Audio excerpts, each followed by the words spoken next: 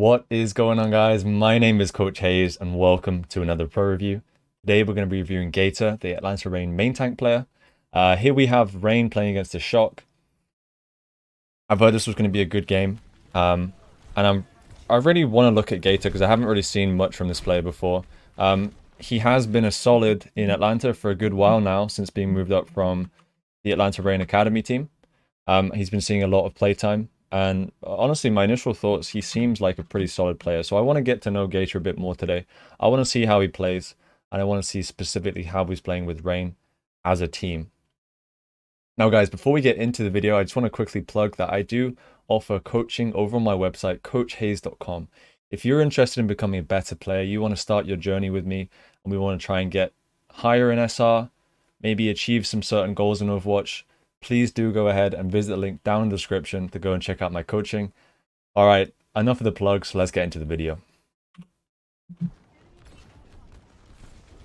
So both teams, I want to call this the rush. I want to call it rush because it obviously has Lucio Moira, and kind of like Winston, D.Va, Reaper. The Echo is kind of interesting for me. Let's call it rush.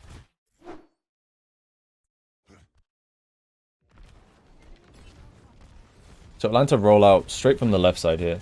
The side... Let me go back real quick. Atlanta roll out from the left side and they start pushing across. One small thing to notice here from Gator is you see how he's kind of like... He's inching from position of cover to position of cover. So he just went from this position all the way to the left. He's trying to edge his way forward. He's trying to gain some space without taking too much damage. He goes for a very, very short jump here. Just to try and get some leap damage down. And we're seeing here in the rush, it's kind of like both teams have a solid front line, and both teams are just trying to kind of poke and prod and see if they can gain an advantage, and fight for the space here. And so that's what Gator's trying to achieve. He's fighting for this space. I like the position that Atlanta have. They have a nice position on this choke. Gator has a nice position to use on this kind of stature, and the backline of Reign, you know, they have good cover as well. I much prefer Atlanta's position over Shock's position just because Atlanta have a nice disengage spot and they don't have to re-engage through a choke point, whereas Shock, if they get forced out of this choke, they now have to retake through the choke, which is going to be tricky.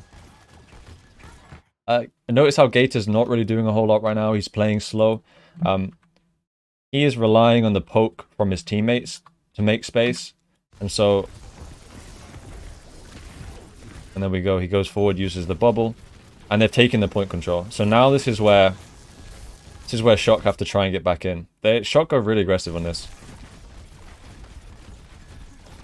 Waiting for his bubble cooldown, see that? He's waiting for his bubble cooldown, he's going to jump in. Jumps in, uses bubble here to zone off the choke and isolate any people behind this bubble. Bubble goes down, notice how he's playing defensively here. It's a lot of stickies.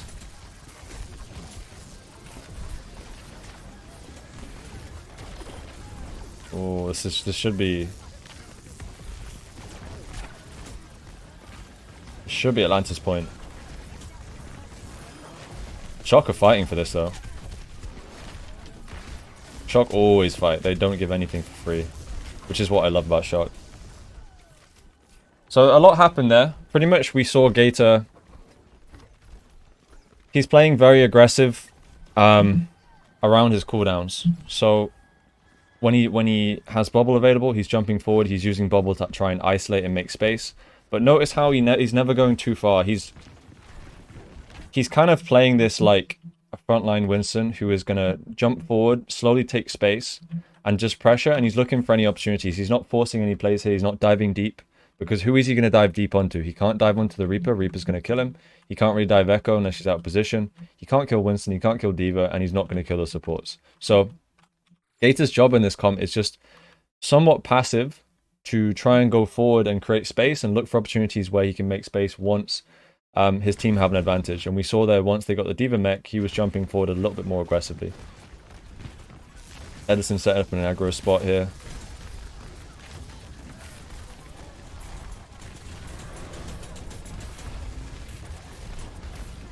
Go back slightly here.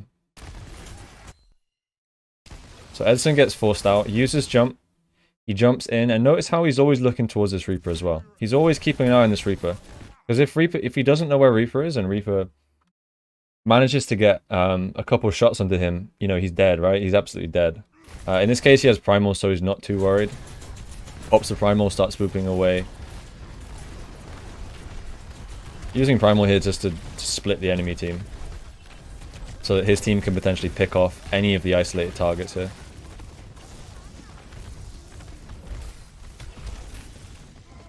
Could have jumped away there, but I think he already did enough there with the Primal.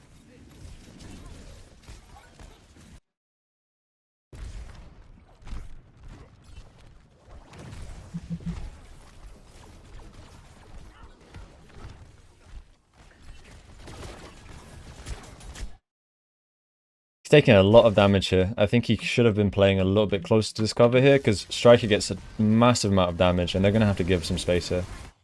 Okay, Pelican goes aggressive here with his Diva clone. And if we look at this in terms of tempo, you know, which team has the tempo? Let's try and break this down. But as of right now, Gator's forced to go back slightly. Pelican goes in with his clone. Shock react with a coalescence. Rain reacts with a beat. Striker goes for Reaper roll, and obviously at this point he's disengaging back, still disengaging back.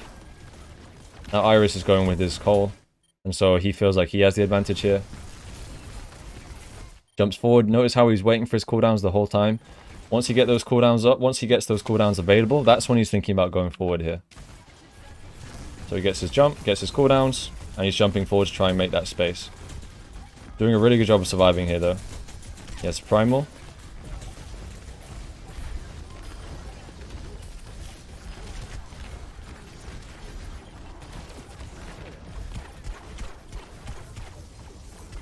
Oh. Oh.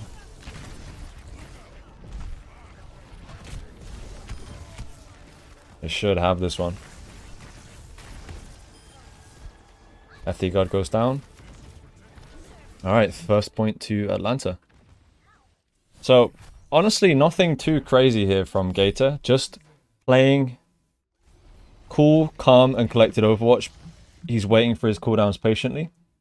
When he gets his cooldowns available, he's going forward. He's not going overly aggressive. Playing the bubble nicely when he goes in.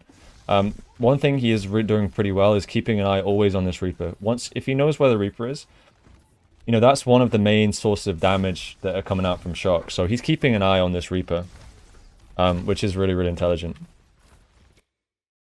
So both teams look to be playing the same composition here on the village stage of Nepal. So let's see which position Atlanta are going to focus on controlling. Shock are here way quicker. Why are they here so quick? They TP? Okay, yeah, Nero TP'd. No TP coming out from Rain. So Shock have position advantage here, actually. Sorry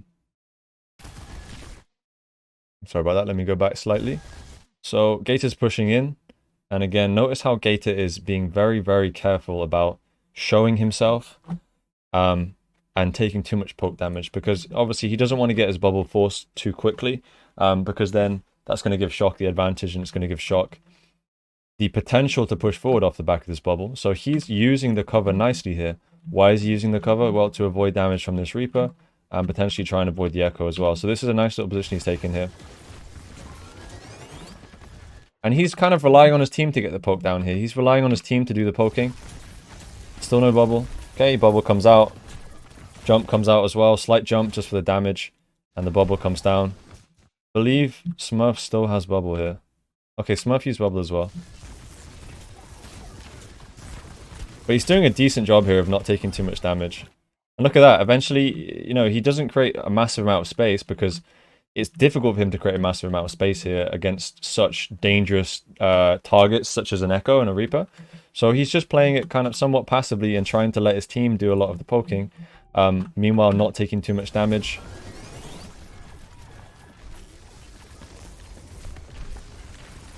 And so at this point, we're even. They had the advantage, but Massa gets picked off here.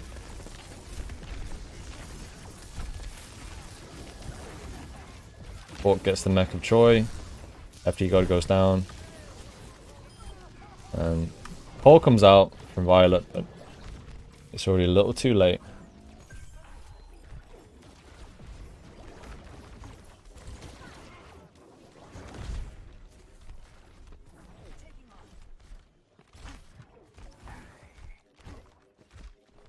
So Striker goes down first the previous fight. Where's Gator going to hold here? Gator just holding the choke point, trying to contain them in. Jumps in, goes with a call. Nice disengage from Shock. Okay, so nice disengage there from Shock. How is Shock going to play this? In terms of ult economy, I'd say it's somewhat even here. Tank ults coming up from Rain. Both DPS ults from Rain. Beat on both sides. Okay, Smurf goes in aggressively. Oof, his boot got denied there, so this is going to be really tough. He took a lot of damage there as well. I think he might be dead. He needs to be backing off right now. If there's Choi, Striker, and the 2 supports here, he needs to be backing away from this ASAP. Shield goes down, and Striker gets him. So minor thing there, he didn't quite recognize that his team didn't have the tempo. They should have been disengaging a little bit quick. He should have been disengaging a little bit quicker there, just to get out of that Reaper's range. Shot, get the point.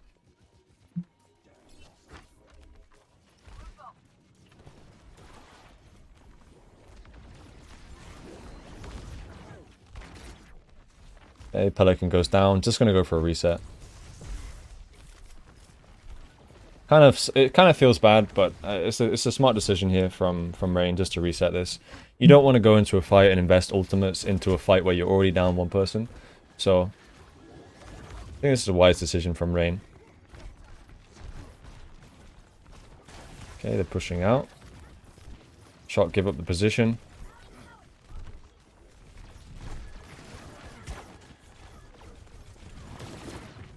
This is nice.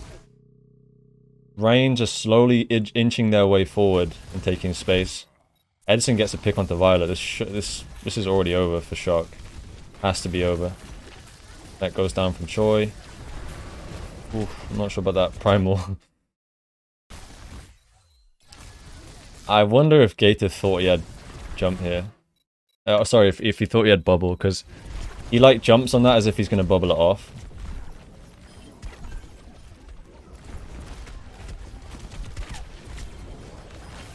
Needs to be careful here. Yeah, this opening pick from Edison onto Violet was absolutely huge this fight. Literally the difference maker here.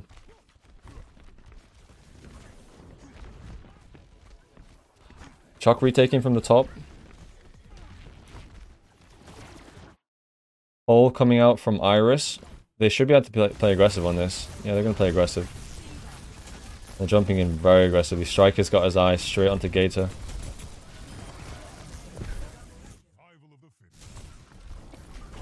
Oh, this is nice play. Oh, Pelican gets the mech remech kill. So, good. Really, really good ult economy understanding there. Just recognizing that they have that cold advantage and that they want to go aggressive with this. And obviously Gator playing in synchronization with that. Gator follows. I would have much preferred Gator just to go in with the team here. It seemed like the team's plan was to engage, but Gator had like a different plan here. Nonetheless, I think... Oh, FD God died with beat.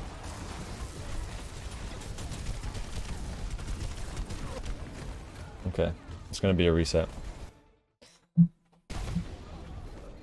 But yeah, in that case, I want to see Gator... I really want to see Gator going with his team. Going aggressive there, just because... It really doesn't matter if Shock cap the point there. If they can take a 6v5 and they can kill someone on the side of Shock, they can come back and eventually cap the point back. So I feel like they were trying to get the best of both worlds here. I feel like Gator was trying to get the best of both worlds. He was trying to get the kills from Shock and also keep the point caps, which you kind of have to sacrifice one of the two.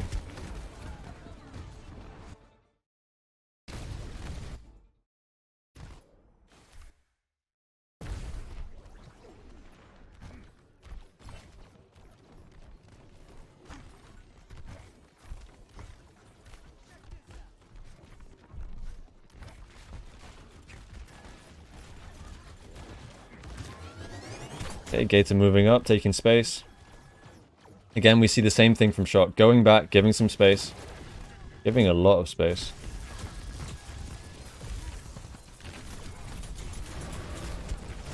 Oh, FD God might be able to survive this. He's in trouble.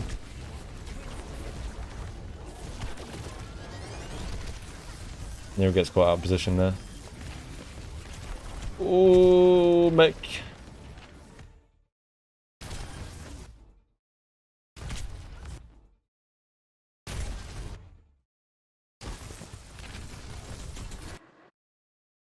So Shock give up a lot of space.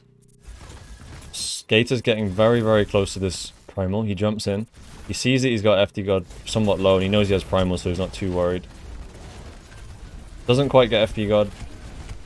But Atlanta have the point capped, so this is pretty huge. Nero goes down. Jumps in. Almost gets killed by the Diva Bomb. Bobbles it off, but does end up getting killed by the remake from Choi. But I think that Atlanta still have a big enough advantage to win this now. They have enough picks. This is what, a 5v... Yeah, 5v3. There we go. So... I think I like what we saw here from Gator. I think he was consistent. He was solid. You can clearly see he has a good understanding of what he needs to do in this matchup. Winston is not a carry role in this matchup. He is one of the heroes that just you utilize to kind of create some space. He had a very good sense of trying to avoid that damage in the neutral fight and making sure that he wasn't a liability to his team. Because obviously, if we imagine that was a Reinhardt playing in that case, the Reinhardt's going to be playing the same corner. He's going to be actually maybe swinging a bit more aggressive. He can hold shield. Winston does not have any shields. He has his one bubble, which is not a good enough shield. It's not really utilized to be using it for blocking like a lot of damage. So he was doing a really good job of using the cover there, just making sure that he wasn't taking too much damage so that his team could be the one poking the enemies. And when the time came for him to push in, he was full health and he was able to push in. That's going to be it for the video today. I know this is a little bit of a short one. I've been incredibly busy recently. I had some family stuff I had to deal with.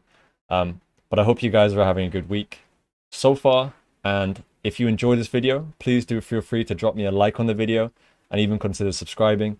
Let me know in the comments if you have any suggestions for any other pros you'd like me to review or even any other content, and I'll happily drop a message and let you know. Thank you for watching, guys, and I'll see you in the next video. Peace.